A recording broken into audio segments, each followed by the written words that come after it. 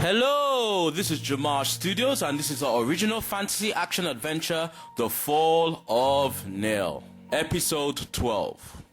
Undo your sorcery or I will kill you where you stand, demanded Nathaniel, now engulfed in a calm rage. Even if that was possible, it wouldn't save your friend, replied Elos, who seemed rather amused by the knight's threat. Nathaniel, unable to contain his rage any longer, ran at the sorceress with the intention to slay her. Using an invisible force, Elos effortlessly disarmed the knight and suspended him in mid-air. The passion with which you fight shows there is much honor in you, said the sorceress as she watched the knight dangle helplessly over the ground. What do you want? Asked Nathaniel, forced to accept the harsh reality of his situation. There was a time I roamed this world freely, as the one possessing the most powerful sorcery. No one could rival me, not even your beloved Elzador. Then, out of sheer spite, Elzador, Aiden, and an eastern priest by the name of Zeong all teamed up and imprisoned me here for all eternity. Now if I walk through those gates, I will perish, explained Elos, bearing a facial expression that made it known she was reminiscing mentally as well as verbally. What does any of this have to do with me? Asked the knight impatiently. The nature of my plight for centuries has caused me to love violent warriors like yourself and live off their souls. All that can change with your help. Why should I help you? I'm on a quest to destroy an evil entity that sounds no different from you. I am nothing like Aiden or the Hell Knight he has released. I only wish to have my freedom and live a life away from your world, replied Elos, with her temper now aroused. The sorceress then calmed herself down and continued. All I ask is for you to help me acquire the soul of Nemesis, for that is the only thing that can free me. Nemesis? He is an extremely powerful and evil being that is immune to any kind of sorcery. He is unheard of by mortals because he has been forced to live his life in solitude by the gods, and is surrounded only by a handful of minions. Why not send your faceless slave? Because he is a byproduct of my sorcery, and will not survive the interdimensional travel that is needed to enter Nemesis' domain. I will not help you, said the knight defiantly. And you and your friend will die, and your kingdom will be destroyed. If we fail, someone else will destroy the Hell Knight, pointed out the young knight, unfazed by the sorcerer's threat. That is untrue, for if the Hell Knight regains its full power, it will be invincible. If you fail on your quest, then we will all perish. That means if you kill me, you're committing suicide, pointed out Nathaniel. I will gladly take death over another century in this prison. All I'm asking is that you help me regain my freedom, so I may live a dignified life away from your world. If you do this, I will not only release your comrade, but I will grant you safe passage into Aiden's fortress. Okay, I will help you, reluctantly responded Nathaniel, at this point seeing no way out. Elos then released her hold on the knight, causing him to drop to the ground. The task is simple. I will open a portal into Nemesis' world, and you will find him and engage him in battle. Injure him and then push him through a portal I will open, once I sense the level of his life force fall. Any questions? No. Good. The sorceress then opened an interdimensional portal and Nathaniel picked up his sword. Remember, if you fail or try to double cross me in any way, everything you have ever fought for will be destroyed, reminded Elos.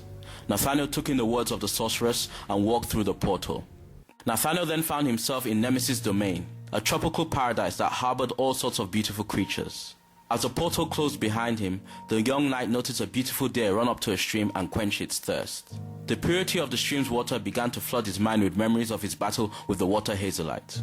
After hitting him off the pirate ship, the water hazellite dragged him several feet underwater. Nathaniel didn't drown because of the protection given to him by his enchanted clothing. The water hazellite, noticing Nathaniel was still alive, began to strike the knight continuously. The young warrior tried to defend himself, but the water around him retarded his movements.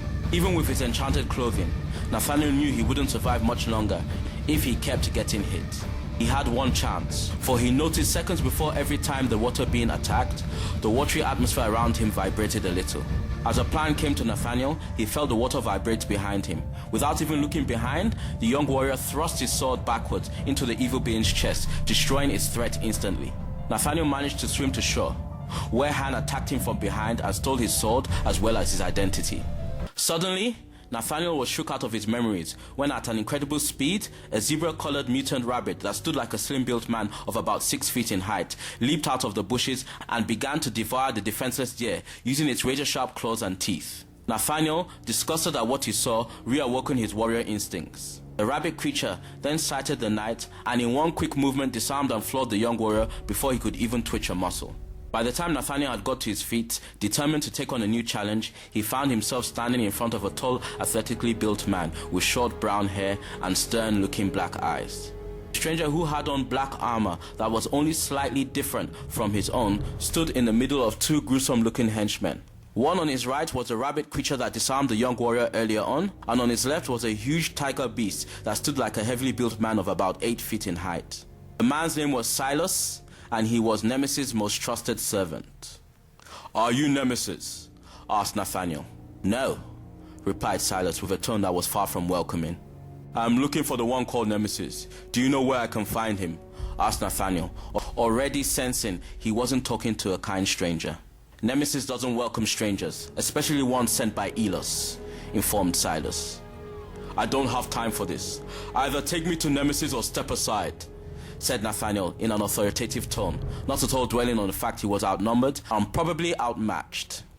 "You talk tough," responded Silas. The rabbit creature then wanted to make a move to attack, but was calmly stopped by Silas. "Seeing as you are keen to meet Nemesis, I'll give you a chance to. All you have to do is get past us," challenged Silas with a cocky grin on his face. As the servant of Nemesis uttered those words, the tiger beast with no warning leapt at the knight, using its shoulder to push him violently to the floor. The tiger beast then stomped into the young warrior's stomach before grabbing his head and lifting him to his feet. The tiger beast then used its knee to strike Nathaniel twice in the stomach and then once in the face before finally flinging him into a nearby tree. "Go back to Elos, you are beaten," said Silas as he watched Nathaniel catch his breath while still on his knees. Silas and his creatures then turned to walk away when a familiar voice stopped them, saying, "Is that all you've got?" Silas turned around only to find Nathaniel on his feet with a lot of fight in him despite his wounds. The tiger beast moved to attack the knight once again by swinging at him its razor-sharp claws. The young warrior ducked under the beast's attack and began to bombard the creature's face with right and left hooks before finally knocking it out with an extremely powerful uppercut.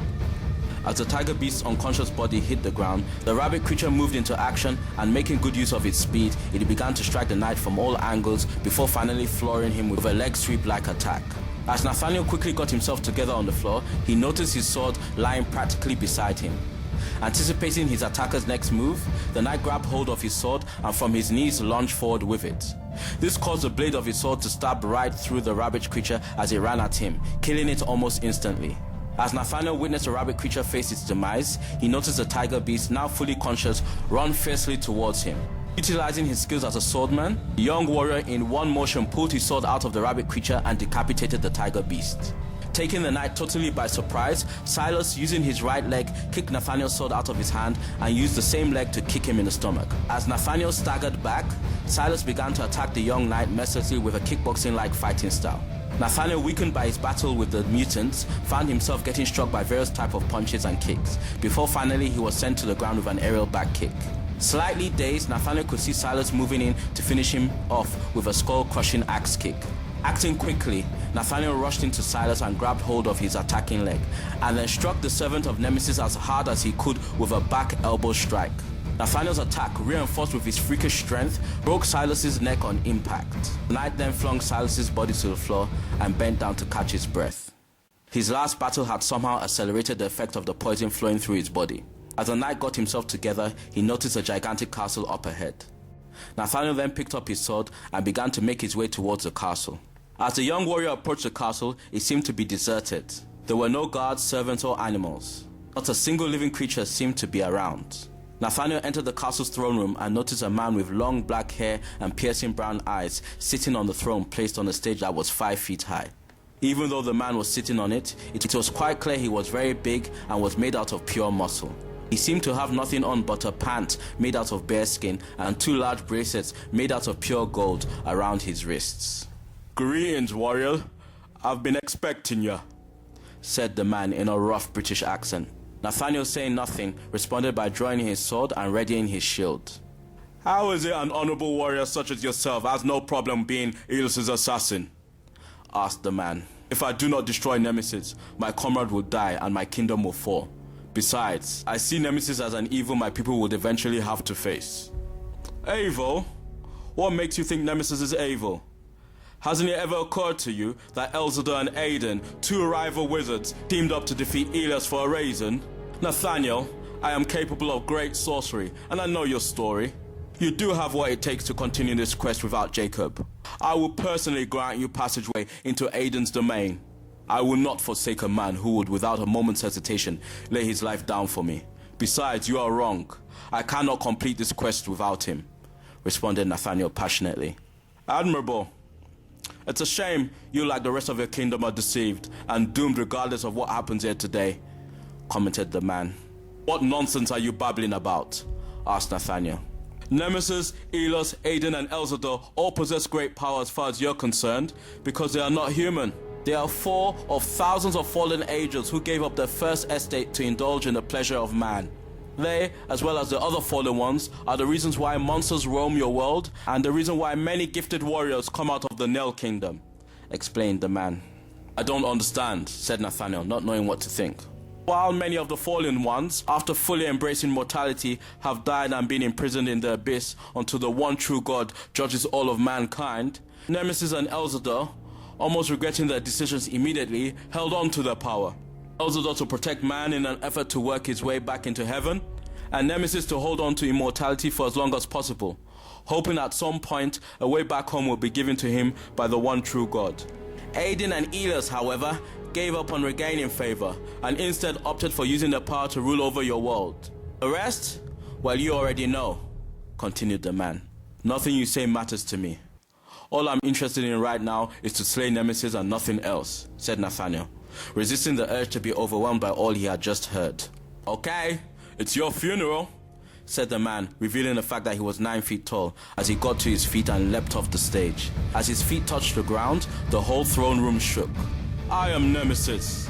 I know this. A battle against me is as good as suicide, said the man, then throwing a solid punch at the young warrior. Nathaniel blocked the attack with his shield, but was still thrown into a wall that was about 15 meters away from him. As the knight recovered from the attack, he noticed a huge dent in his shield. This worried Nathaniel because he was raised to believe nothing could damage a weapon touched by the Hilarion waters. Nathaniel then looked at Nemesis and noticed the powerful being had displaced all the bones in the arm he had used to punch the shield.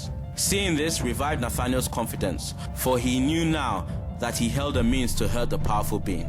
As Nathaniel flung aside the dented shield and readied his sword, Nemesis put all the displaced bones in his arms back in place without any sign of pain. The powerful being then began a vicious attack on the knight, who in turn, out of sheer desperation, began to display quick and agile movements he had subconsciously picked up from his time with Jacob. Nathaniel, only just managing to get hold of the opportunity, slashed Nemesis across the chest with his sword. The attack caused the powerful being to stagger back and see his blood for the first time in 1,000 years.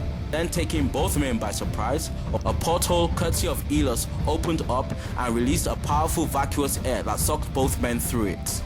As both men are pulled into Elias's domain, Nathaniel hit the ground while a stream of purple energy created by the sorceress caught Nemesis. Then, using a technique similar to that of the Isitians, Elias began to absorb all the powerful being's life force. As the sorceress drained Nemesis of the very essence of his life, a strong wind began to blow through the area and lightning began to shatter all the walls. Then there was silence. Nemesis was no more, and Elias now possessed a power that enabled her to leave her prison. I've kept my part of the bargain. Now keep yours, cried out Nathaniel as he began to cough. His fight with Nemesis had further provoked the poison in his body, and now his health had begun to deteriorate. The witch then took one look at the knight and began to laugh. At that moment, Nathaniel thought the sorceress would betray him. Elias proved his assumption to be wrong by firing an orange ray of light over Jacob to restore his human form. What's going on? Asked Jacob as he gained consciousness. Your friend doesn't have much time, said Elias, pointing to Nathaniel, whose illness had taken him to his knees. What have you done? Asked Jacob as he ran up to Nathaniel and helped him to his feet. I gave him the chance to save your life. I'm assuming you would like to return the favor. She then opened a portal just a few meters away from where the Nale warriors stood. This portal will take you into the heart of Aiden's fortress. The element of surprise will leave you both at an advantage. Your friend's condition can be cured instantly. All he has to do is touch a magical emerald placed in the middle of the fortress's main hall, advised Elis. Jacob responded with a look of intense suspicion before finally walking through the portal with his comrade. That is the end of episode 12, but before we go, answer this episode's question. If Nathaniel is a Christian, is he wrong for battling Nemesis? Refer to the Bible and give your answers via any of JOMAJ Studios' social media platform links, which can be found at jomajstudios.com. Like Water, The Next Age is now available on paperback and in ebook format via any Kindle device. Also, check out the JOMAJ Studio website, Twitter page, Instagram, Facebook, and YouTube channel for the complete Like Water series and all other JOMAJ Studio features.